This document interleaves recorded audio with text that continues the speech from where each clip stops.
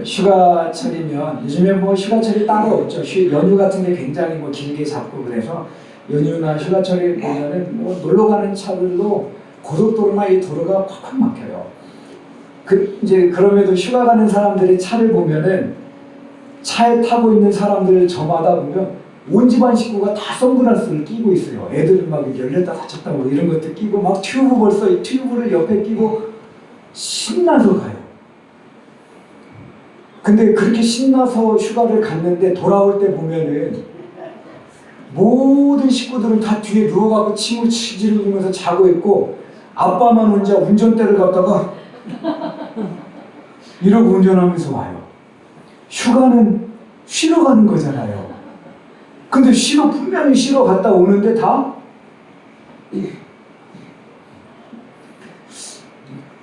여러분 이게 그 세상적인 쉼의 한계인 것 같아요. 그래서 저는 오늘 이런 어떤 그 세상적인 쉼의 한계를 넘어서 우리가 어떻게 해야 하나님 안에서 참된 쉼과 안식을 얻을 수 있을까? 그거에 대해서 함께 살펴보겠습니다. 제가 그 사진 하나 한번 보여주시겠어요? 여기 어딘지 아세요? 제주도에 그 유명한 비자림로예요. 비자림로. 여러분 여기 가보신 분들은 알지만 저도 여기 몇 번 지나가 봤거든요. 근데 우와 여기가 제주도인가 우리나라인가 캐나다인가 캐나다는 한 번도 안 가봤지만 그래도 캐나다인가 싶을 정도로 착각이 들 정도로 우리나라에서는 아주 전력으로 유명한 길입니다. 근데 이처럼 아름다운 길을 좁다는 이유로 왕복 4차선으로 확장한 다음에 30년도 더 된 저 섬나무들이 다 30년생 이상이거든요. 이걸 2,000그루를 넘게 베버렸어요. 이렇게 수천 그루 삼나무와 그 속에서 털을 잡고 살던 동식물에게 해를 가하면서 도로를 4차선으로 늘리는 이유는 뭐냐면은 2, 3분 빨리 가려고 저 길을 좀 막히니까 좀 4차로로 뚫어놓으면 한 2, 3분 정도 시간이 앞당겨진대요. 근데 2, 3분 앞당기고자 저런 만행을 아무렇지 않게 저지르는 빠름에 중독된 무정한 인간들의 실상을 저는 저 사진을 통해서 보게 돼요. 언젠가 한 TV에서 한국 남성들의 심장 맥박수, 직장에 있는 한국 남성들의 심장 맥박수를 측정한 적이 있어요. 일반인의 정상 맥박수는 이렇게 있으면 릴렉스하고 있으면 보통 한 60에서 80이 정상이에요. 근데 직장에 있는 한국 남성들의 맥박수는 100에서 110이었대요. 이 수치의 맥박은 아주 몹시 긴장하거나 가벼운 운동 이상을 해야 될 때 뛰는 맥박수랍니다. 이게 뭘 뜻해요? 한국 남성들이 그만큼 긴장하면서 스트레스 받고 직장 생활을 하고 있다는 거예요. 제독 철학자인 한병철 교수는 한국 사회를 피로 사회로 규정을 했습니다. 피로한 사회라는 거예요. 성공 출세에 매혹당한 인간들이 그것을 얻기 위해 과도하게 자신을 몰아붙이며 사는 통에 만성 피로와 우울증, 열등감에 시달리며 살아가는 게 오늘날 한국 사람들이라는 거예요. 자, 이렇게 매일 쫓기면서 스트레스를 받으며 긴장하며 살아서 그런지 한국 사람들이 여러분 뭘로 스트레스를 푸는지 아세요? 1등이? 술. 누구세요? 많이 해본 것 같아. 그냥 에라 그냥 먹고 잊어버리자. 그래서 여러분 우리나라가 전 세계 1등 술 소비국인 거 아시죠? 더욱이 늘 긴장 속에 살아야 해서 그런지 많은 현대인들이 건들기만 하면 폭발하기 일보 직전이에요. 여러분 그래서 묻지마 막 살인 이런 거 그냥 막 이게 건드려버리면 막 폭발해버리는 거예요. 그렇게 오늘날 현대인들은 너나 없이 긴장 속에 웃음과 여유를 잃어버리고 상실한 채 정신없이 뛰어가고 있어요. 왜 뛰어가는지 이렇게 뛰어가는 길이 맞는 길인지 고민할 여유도 없이 남이 뛰니까 덩달아 뛰고 안 뛰면 나만 뒤처질 것 같아서 또 뛰어가요. 이렇게 남보다 나를 더 높이 올리고 많은 물질을 쥐어버려 남들 뛰는 속도에 맞추어 뛰다 보니까 그러니까 삶이 피곤한 거예요. 옆에 분들 한번 보세요. 다크서클이 어디까지 나와 있나 한번 좀 보세요. 다 피곤해. 여러분 이런 성공욕에 인한 빠름뿐 아니라 오늘날 우리를 또 피곤하게 만드는 게 뭐냐면 시도 때도 없이 몸을 바르르 떨면서 자신을 한번 열어달라고 유혹하는 이 휴대폰이에요. 시도 때도 없이 바르르. 어떤 이들은 휴대폰이 자신 앞에서 아양을 떨지 않아도 알아서 들고 하루 종일 얘를 갖다가 이렇게 못 놓고 살아요. 자발적으로 휴대폰으로 하는 SNS, 유튜브, 게임의 노예가 돼서 살아가는 겁니다. 이것 때문에 진짜 현대인들이 쉼을 잃어버렸어요. 자, 그래서 제가 한번 어떤 분이 휴대폰 중독 여부 체크리스트를 몇 개 올려놨는데 잘 들어보세요. 내가 휴대폰 중독인가 아닌가. 자, 화장실에 스마트폰을 가지고 간다. 주머니에 있는 스마트폰이 진동하는 느낌을 자주 받는다. 이게 뭐냐면 바이브레이션 그 증후군이라 그래서 안 떠는데 막 주머니에 넣는데 떨리는 것 같아서 꺼내보면 아무것도 안 왔어. 이게 유령 진동 증후군이라 그래갖고 중독증 다에 나타나는 휴대폰 중독증이야. 또 하나, 사람들과 대화하고 식사할 때보다도 스마트폰을 사람과 식사하고 대화할 때도 이 스마트폰을 쥐고 있는다. 길거리에서도 스마트폰을 보고 다니느라 심지어 운전 중에도 스마트폰을 바로바로 응답하느라 위험한 일을 당한 적이 있다. 막 바로 응답하지 않으면 뭔 일이 있을 것 같고. 또 아침에 일어나자마자 스마트폰으로 인터넷을 확인한다. 일어나자마자 제일 먼저 하는 일이 이거 딱 드는 일이에요. 중독증 위험이 있죠. 스마트폰을 보물이로 여긴다. 지갑은 놓고 다녀도 스마트폰은 절대 안 놓고 다닌다. 폰에 깐 어플이 30개 이상 되고 그걸 다 활용한다. 이런 건 스마트폰 중독 증세예요.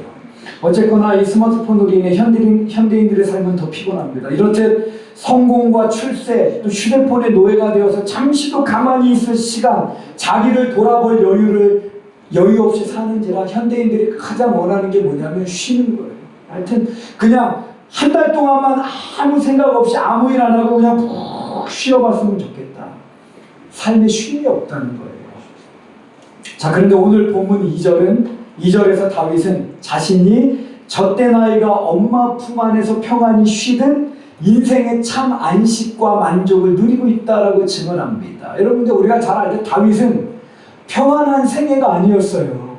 왕으로 기름바 부음받은 그 이후의 삶을 보면 다윗의 삶은요 정말 파란만장한 쉼을 말할 수 없는, 논할 수 없는 삶이었습니다. 그런데 다윗이 뭐라고 고백해요? 나는 하나님 안에서 참된 쉼을 누리고 있다. 할렐루야. 네, 그렇다면 다윗이 이렇게 고백하는 이유가 뭘까? 먼저 다윗은 세속적 성공과 상승의 영성에서 벗어남은 쉼을 누릴 수 있다고 증언합니다. 우리 1절 말씀 다 같이 읽겠습니다. 1절 시작. 여호와여 내 마음이 교만하지 아니하고 내 눈이 오만하지 아니하오며 내가 큰 일과 감당하지 못할 놀라운 일을 하려고 힘쓰지 아니하노라. 다윗은 여기서 세 가지 안 한대요. 첫 번째, 마음으로 교만하지 않겠고, 두 번째, 자신의 눈을 높이지 않겠으며, 세 번째, 내 능력으로 감당할 수 없는 일과 해결할 수 없는 문제를 해결하려고 힘쓰지 않겠다. 여러분, 다윗의 이 고백은 뭐냐면, 나는 이 세상에서 성공 출세 한번 해보고 또 남들이 이루지 못하는 위대한 일을 갖다가 이루어서 인생 역전을 일구려 힘에 부치도록 나를 몰아가는 피곤한 삶을 살지 않습니다. 이런 뜻입니다. 할렐루야. 이 고백처럼 다윗은 그때 당시에 120만 명의 정예부대가 있었습니다. 여러분, 대한민국 육해공군 합쳐서 몇 만인지 아세요? 60만이라고 그랬는데 지금은 아마 60만이 안 될 거예요. 인구가 줄어서. 근데 120만 명, 이스라엘 백성이 그때 인구가 몇 명이나 됐겠어요. 근데 120만 명의 정예군대를 갖고 있었으면 얼마든지 아래 위로 치고 밑으로 애국을 치고 위로 아람과 그쪽을 쳐갖고 대제국을 건설할 수가 있었어요. 근데 다윗은 그런 욕심을 갖다가 다 어떻게 했다고요? 버렸다. 그리고 나는 주님만으로 만족하며 쉬고 있다. 이렇게 고백합니다. 왜 우리 인생이 심히 피곤할까? 서두에서 다루었듯 성공과 상승을 통한 자기 확장력을 부추기는 세상 가치관에 세뇌되어서 그거 한번 접으려고 정신없이 질주하고 있기 때문에 그래요. 이런 세상에 대해서 김기성 목사님은 이렇게 말했습니다.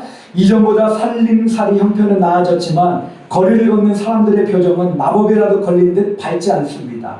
하늘을 우러르며 별을 헤아리는 이들을 만나기 어렵습니다. 주님은 때를 따라 모든 것을 아름답게 지어주셨건만 분주한 우리는 그것을 누릴 여유가 없습니다.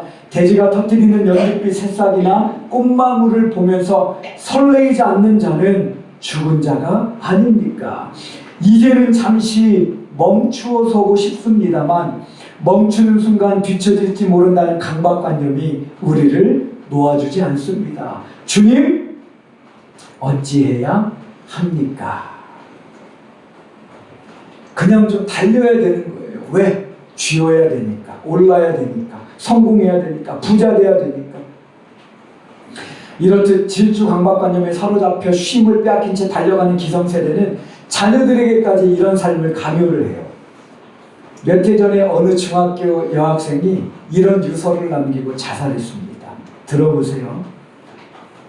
난 1등 같은 것이 싫은데, 앉아서 공부만 하는 그런 학생은 싫은데, 난 꿈이 따로 있는데, 난 친구가 필요한데, 이 모든 것은 엄마가 싫어하는 것이지. 난 인간인데, 난 친구를 좋아할 수도 있고 헤어짐에 울 수도 있는 사람인데, 나에게 수단과 방법을 가리지 말고 이기라고 하는 분, 항상 나에게 친구와 사귀지 말라고 슬픈 말만 하는 분, 공부만 해서 행복한 건 아니잖아. 무엇이든 최선을 다해서 이 사회에 봉사하고 가난하고 불쌍한 사람을 위해 조금이라도 도움을 주면 그것이 보람있고 행복한 거잖아. 밟히다 내 소중한 삶의 가치관까지 밟혀버릴 땐 난 그 이상 참지 못하고 이렇게 세상을 떠난다. 사도 요한은 세상에 있는 모든 것이 육신의 정욕과 안목의 정욕과 이생의 자랑이니 다 아버지로 쫓아온 것이 아니요 세상으로 쫓아온 것이라. 이 세상도 그 정욕도 지나가되 오직 하나님의 뜻을 행하는 이는 영원히 거하느니라 고 말했습니다. 할렐루야. 수단 방법 가리지 않고 쉼도 상실한 채 살아 세상궁이 부귀영화를 획득해서 한없이 행복하게 사는 것이 그리스도인의 삶의 목적이 아니요 하나님 말씀에 순종함으로 거룩하게 구별되어 사는 삶이 참된 그리스도인의 삶이라는 거예요. 하지만 많은 교인들은 물론 심지어 여러분 목회자들까지도 물질제일주의, 성공제일주의 타락한 세속가치관에 물들어서 세상에서 또 목회 현장에서 성공 출세를 위해 뛰어가느라고 피곤해요. 이런 성도들의 타락이 가장 도드라지게 나타나는 현장이 기도의 현장입니다. 하나님은 예수님을 통해서 온갖 좋은 것을 이미 우리에게 다 주셨는데 또 수만 가지 기적들을 매일 우리에게 베풀어 주는데 우리는 그것에 감사하기는커녕 입만 열면 그냥 주옵소서 하는 거예요. 주옵소서 주시란 게 주이소 좀 주셔야. 충청도 사람들은 말이 짧아요. 좀 줘야 이렇게 한. 여러분 목사가 세상 성공력, 자기 확장력에 사로잡혀서 목사도 마찬가지예요. 막 이름 한번 내자고 교회 건축 밀어붙이다가 나중에 교회가 부도나서 이단 교회로 넘어가는 교회들이 엄청 많은 거 아세요? 왜 이렇게 살아야 돼요? 그래서 대법관을 지냈던 이욱은 장로님이라는 분이 이런 말을 했습니다. 건물만 높이 올라가는 것이 아니고 산악인들만 더 높은 산에 오르라는 것이 아닙니다. 수많은 사람들이 오늘도 더 높은 성취와 자리에 오르기 위해 발버둥치고 있습니다. 자동차 속도만이 아니라 현대인의 정보통신 기술은 한가 멀다 하고 속도를 빠르게 경신해가는 중입니다. 종교계라고 해서 크게 다르지 않습니다. 교회당 건물을 더 높이 지어 올리고 교회 성장을 더 빨리 달성하려는 성취 욕구들이 한국교회를 휘어잡고 있는 듯합니다. 높은 곳을 떠나 저 낮은 자리를 지향하는 고요한 열정, 성장을 늦추는 한이 있더라도 성숙과 내실을 튼실하게 다져가는 느림의 지혜를 지닌 목회자들을 만나기가 쉽지 않습니다.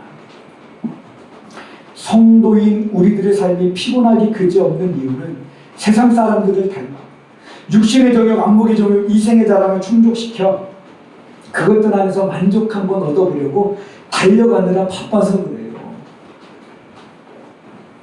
이렇듯 많은 세상 사람들이든 교인이든 성공 출세 얻어서 한번 만족 얻어보려 달려가느라 피곤하기 그지없는데 다윗은 본문 2절에서 자신은 젖된 아이처럼 하나님 안에서 쉼을 누리고 있다 고백합니다. 2절 말씀 다 같이 한번 읽겠습니다.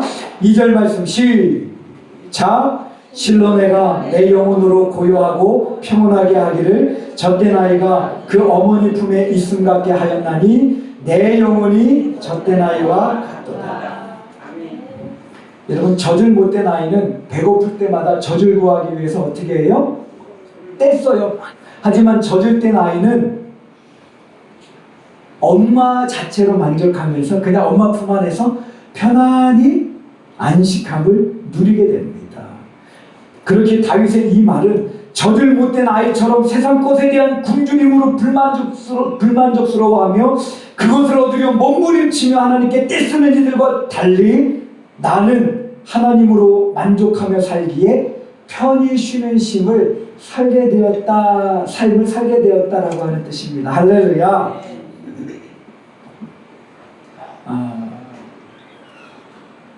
여러분은 돈이 얼마나 있으면 이제는 돈 안 벌어도 좋겠다 하시겠어요? 10억? 20억? 또 어느 자리까지 오르면 이제 됐다고 멈추시겠습니까? 부장, 차장, 지점장, 교장, 구청장, 시장, 이사, 대표이사, 대통령 되면 만족하시겠어요? 한 이발사가 가난함에도 너무너무 행복하게 살아가는 이발사를 보고 왕이 질투가 났어요. 그래서 그 이발사한테 가서 물었대요. 가난한 주제에 자네는 왜 그렇게 행복한가? 그러자 이발사가 답합니다. 그 비결이 뭔가? 왕이시여, 비결이라니요. 그저 저는 하루 먹고 살 것 벌면 족하며 살 뿐입니다. 이렇게 대답했대요. 자, 이런 왕에게 어느 날 대신 하나가 와서 이렇게 말합니다. 왕이시여, 그 이발사도 99의 함정에 빠지면 아마 불행해질 것입니다. 그러고는 그 이발사 집 문 앞에다가 황금 99개가 든 가방을 던져놓고 갔대요. 이발사가 나와서 딱 보고 웬 황금이냐고 세어보니까 몇 개예요? 99개. 그럼 몇 개가 모자라요? 하나 100개가 돼야 되는데 하나가 모자라. 그래갖고 그때부터 이 하나를 채워야 되는데 그러면은 이발소를 더 홍보도 많이 하고 머리도 열심히 깎아야 되겠네. 그래갖고 그날부터 막 홍보하고 오는 사람 막 머리 깎냐고 정신없이 그냥 막 지내요. 그냥 막 밤낮 없이.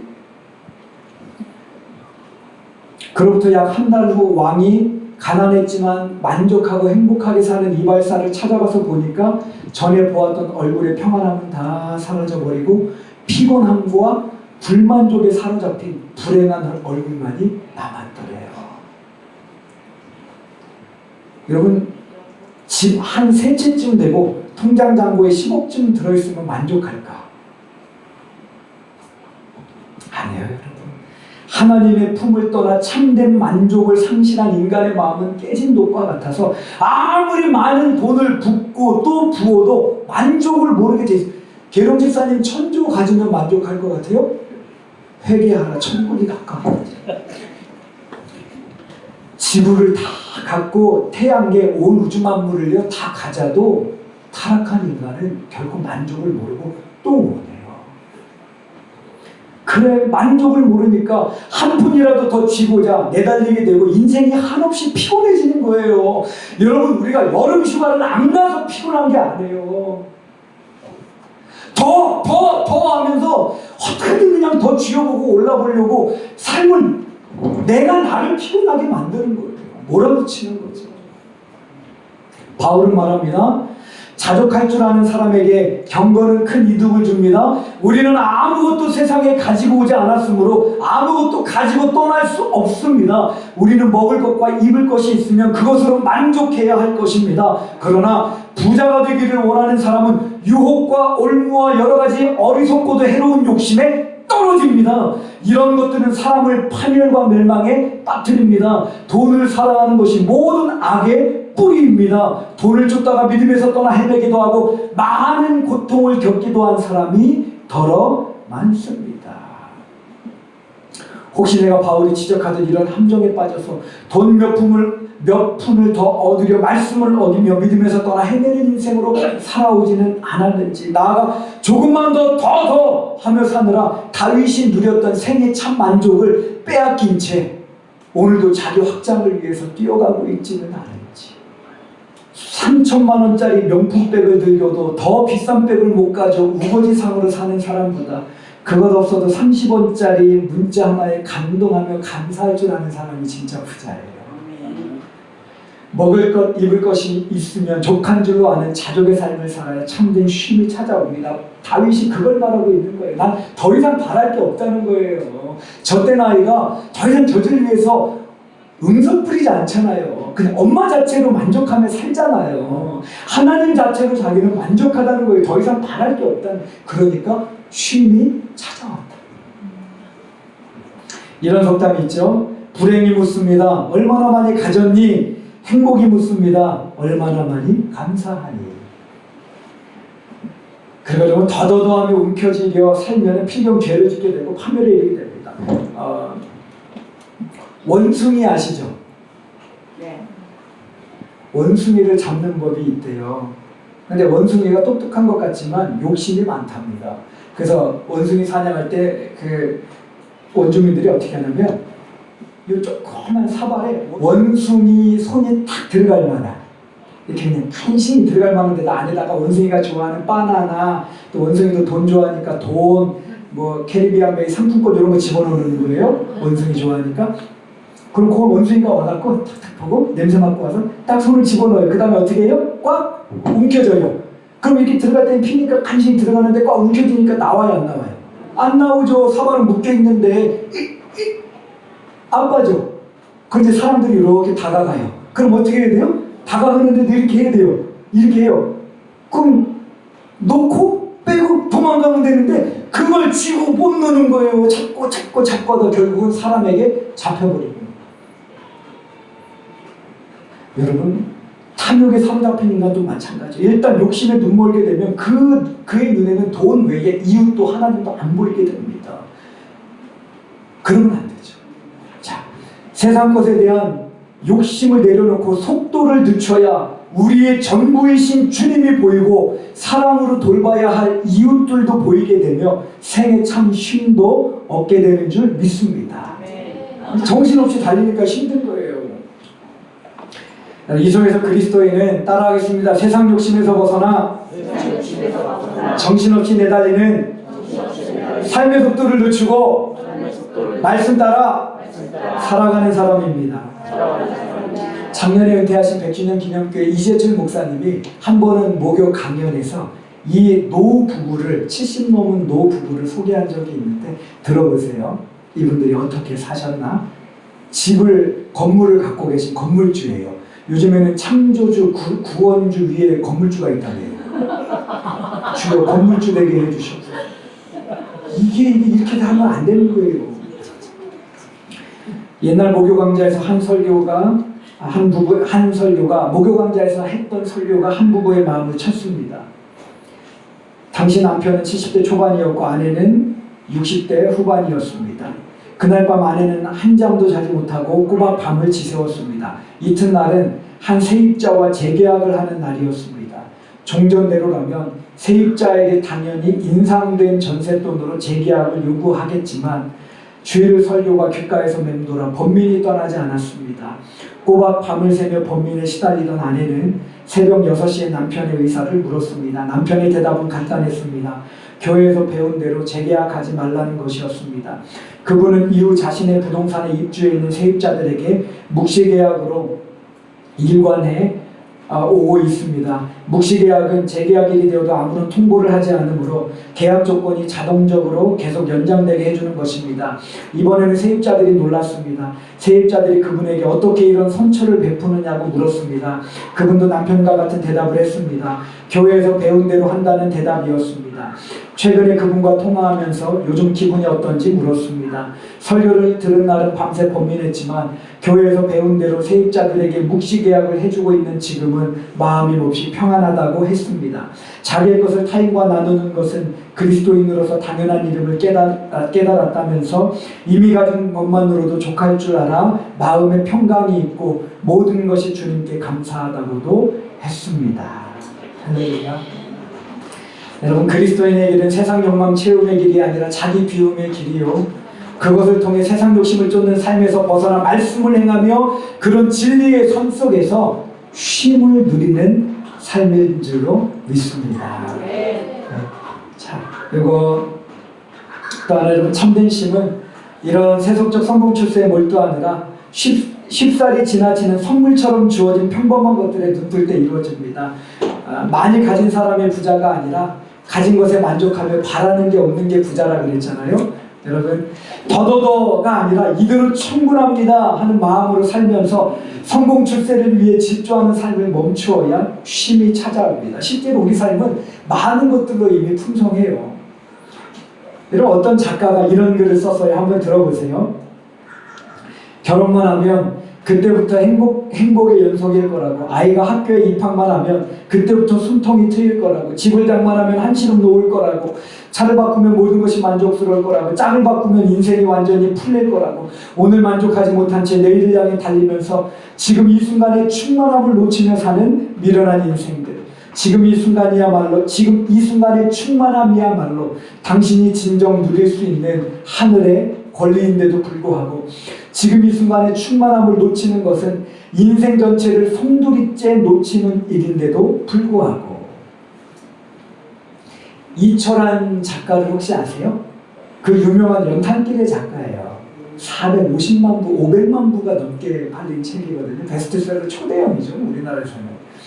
연탄길의 작가인데, 어느 날 그 이철환 씨의 4살 된 둘째가 4살 된 둘째가 5학년 된 언니의 발에 걸려갖고 넘어져서 여기가 다 찢어져서 응급실로 실려가게 돼요.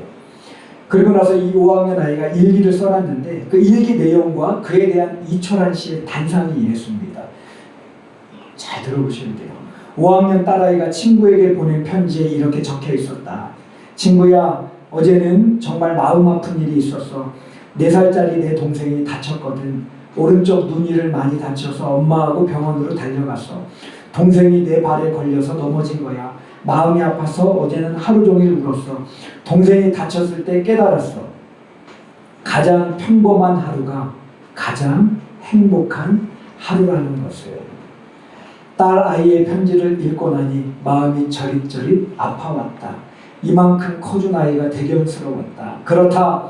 가장 평범한 하루는 실은 가장 행복한 하루다. 그렇게 아픔도 슬픔도 비껴가기를, 오늘도 그저 평범한 하루이기를.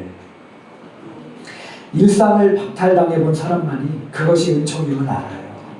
수용소나 감옥에 갇힌 이들이 가장 그리워하는 건 오늘 우리가 아무런 감흥 없이 누리고 있는 평범하기 이를 데 없는 일상을 다시 누리는 겁니다. 이런 면에서 여러분, 평범함은 진부함이 아니요 절대 은총의 순간입니다. 지금 여기서 아무 일 없이 지내는 이 평범함이 기적 중에 기적이라는 거예요. 오늘도 많은 사람들이 예상치 못한 불의의 사건 사고에 죽어나갔거나 병원 응급실로 실려갔어요. 그런데 오늘 우리는 이렇게 평안히 잘 살고 있어요. 이걸 알아야 더 이상 욕심부리지 않고 쉼이 온다는 겁니다. 오늘은 제가 인용을 많이 하는데, 아산병원 종교봉사실에서 근무하시는 신부님이 병원 사역을 하시면서 이런 글을 쓰셨어요. 들어보세요. 병원에 있으면서 내가 가장 크게 깨달은 것은 세상에 당연한 것은 하나도 없다는 것입니다. 보는 것, 듣는 것, 말하는 것, 걸어다니는 것, 밥 먹고 그것을 삼키는 것, 물 마시는 것, 우리가 누리는 것 어느 하나도 당연한 것은 없습니다. 저는 병원에서 병 때문에 아무것도 하지 못하는 이들을 바라보면서 왜 지금까지 나는 내가 가진 것들을 당연하다고 생각하며 행복을 행복이라고 느끼지 못하고 다른 것을 더 얻으려고 했는지를 깊이 반성했습니다. 이곳 사람들의 소원은 소박합니다. 보고 싶다, 듣고 싶다, 먹고 싶다, 걷고 싶다, 이런 것들입니다. 그런데 우리는 남들이 소원으로 생각하는 것들을 이미 다 가지고 있으면서도 행복하다고 느끼지 못하고 감사하지 못하며 살고 있습니다. 더 갖기 위해 달려가느라 피곤하게 살고 있습니다. 하지만 내가 가진 것 중 어느 것 하나 당연한 것은 없습니다. 그러니 가진 것만으로도 항상 감사해야 합니다. 어린 아들이 목술병에 걸려 어렵게 투병하는 한 아기의 엄마는 이렇게 고백했습니다. 나는 왜 몰랐을까? 특별함만이 삶의 의미라는 생각이 얼마나 어리석은 욕심이었는지를, 평범함이 삶의 진리라는 것을 평범하게 산다는 진부하기까지 한 그 말이 얼마나 복된 말이었는지를. 이게 진실이고 진리인데, 그럼에도 오늘날 그리스도인들을 포함한 참 많은 사람들은 물질, 성공에, 명예, 권력에, 인생의 참 만족과 쉼이 있는 줄 알고 오늘도 숨가쁘게 달려가기에 바빠 보입니다. 이런 우리를 다윗이 봤으면 뭐라 그랬을까? 저와 여러분도 이렇게 그냥 세상 욕심 다 내려놓고 그냥 오늘 하나님이 주신 것들에 감사하며, 그리고 하나님만을 바라며 살아서 삶의 모든 그 피곤함들을 다 벗고 참된 안식을 누리게 되기를 주님의 이름으로 축복합니다. 같이 기도하겠습니다. 하나님 감사합니다. 오늘 다윗의 고백을 통하여 우리가 왜 지금까지 이렇게 피곤하게 살아가는지 깨닫게 해주시니 감사합니다. 더 얻고 더 누리고 더 오르고 더 갖기 위해 살아가느라 오늘날 너나 없이 피곤하고 힘듭니다. 다윗이 그 모든 것 다 내려놓고 포기하고 이제는 주님 한 분만으로 만족하기에 쉼을 얻는다라고 고백한 것처럼 우리들도 세상 욕심을 위해 내달리느라 피곤한 삶을 이제는 멈추게 하여 주옵소서. 주님 한 분만으로 만족함으로 참된 쉼과 감사와 만족을 누리며 살게 하여 주옵소서. 예수님의 이름으로 간절히 기도합니다. 아멘.